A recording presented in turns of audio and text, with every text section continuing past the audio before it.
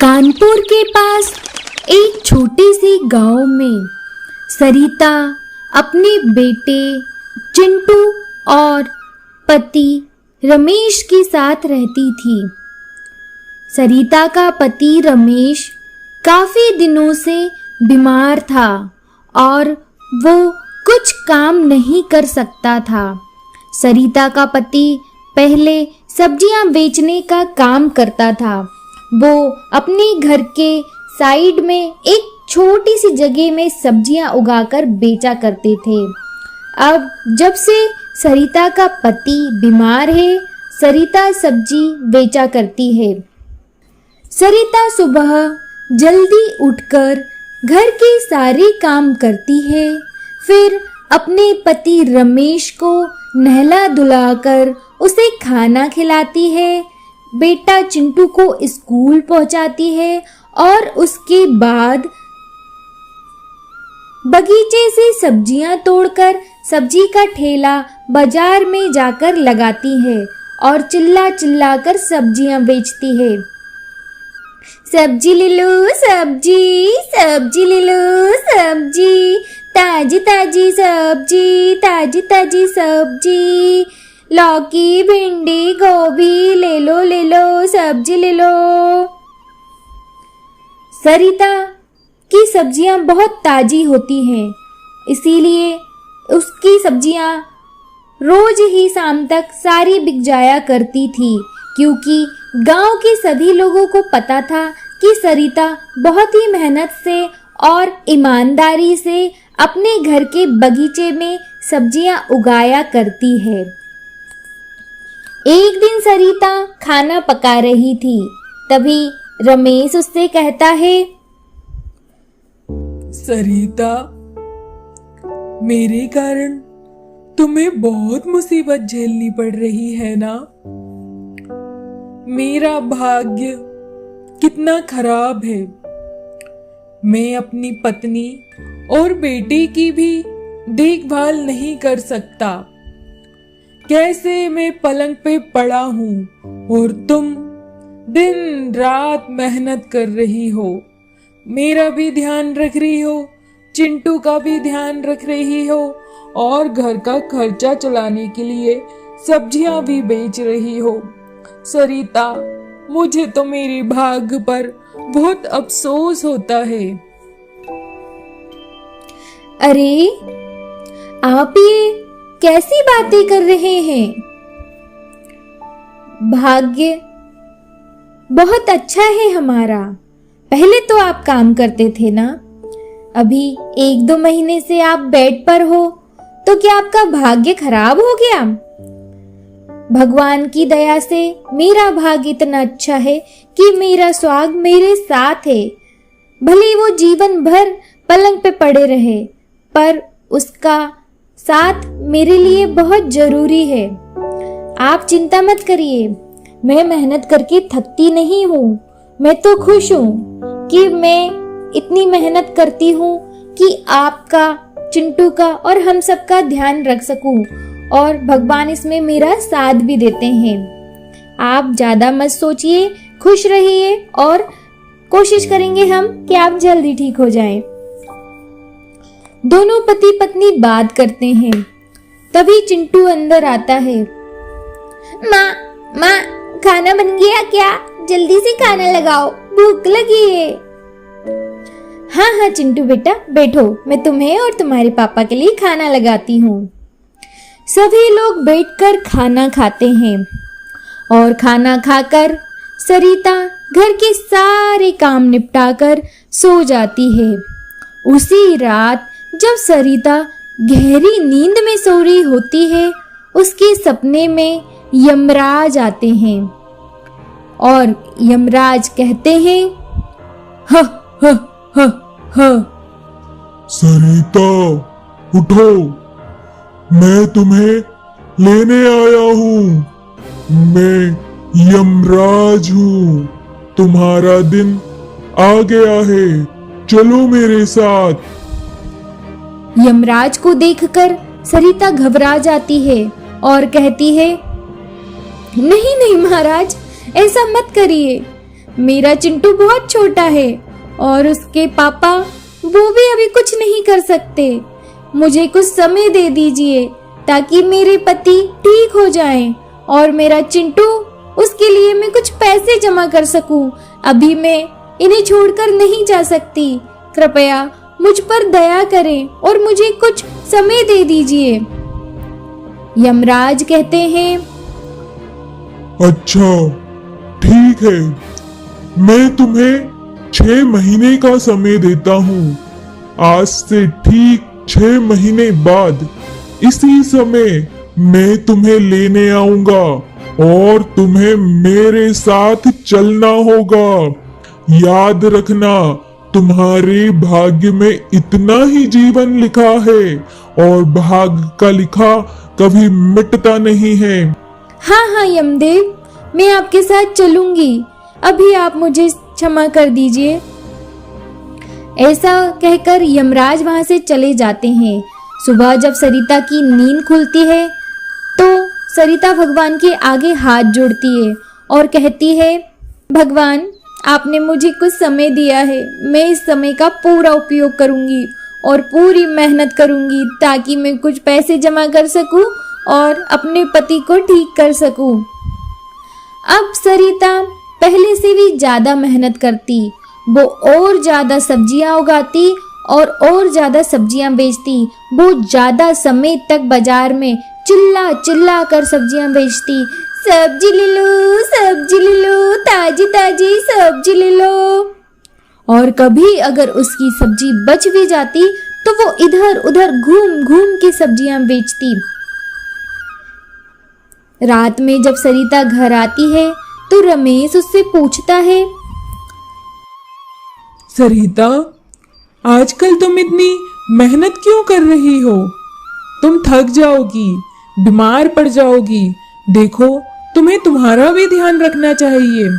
हाँ जी, आप मेरी चिंता मत करिए, बस आप जल्दी से ठीक हो जाइए।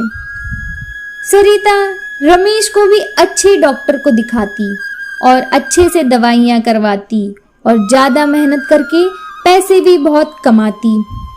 पर भाग्य का लिखा कौन बदल सकता है। सरिता के पड़ोस में रहने वाला मोहनलाल सरिता की तरक्की से बहुत जलता है और वो पूरे गांव में झूठी अफवाह फैलाने लग जाता है।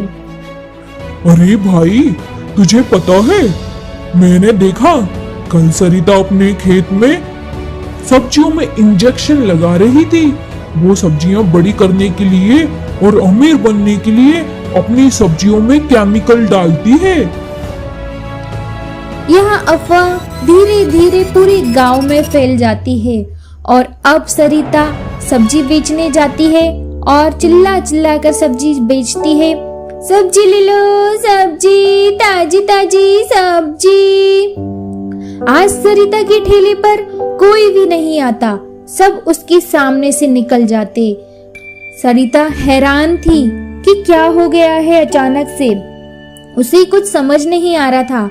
आज उसके ठेले से एक सब्जी ना बिकी। सरिता उदास मन से घर गई। रमेश सरिता को देखकर समझ गया कि आज कुछ तो बुरा हुआ है। उसने सरिता से पूछा, क्या हुआ सरिता? आज तुम इतनी उदास क्यों हो? नहीं जी, कुछ नहीं, आप चिंता मत करिए, सब ठीक है। कुछ तो हुआ है। क्या अब तुम्हारा पति इस लायक भी नहीं कि तुम मुझसे परेशानियां बता सको?